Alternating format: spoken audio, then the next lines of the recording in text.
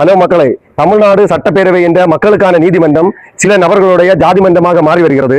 நடுநிலையாக செயல்பட வேண்டிய சபாநாயகர் ஒரு நிலையாக செயல்படும் தருணம் அமைந்தது போல் தெரிகிறது.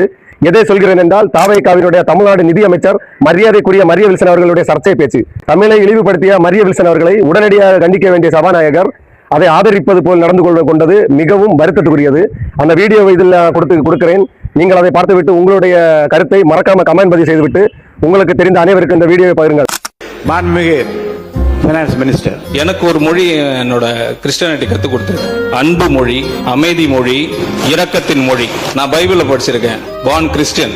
அவரை பொறுத்த வரைக்கும் கீதையில சொன்ன மாதிரி கடமையை செய், பலனை எதிர்பார்க்காதே என்ற ஒரு விஷயத்துல தான் அவர் பயணிச்சுட்டு இருக்கிறாரு.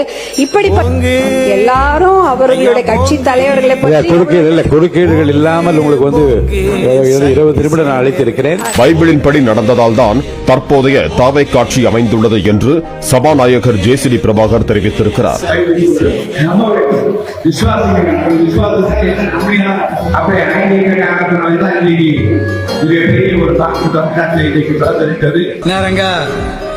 உனக்கே நல்லா இருக்குதா?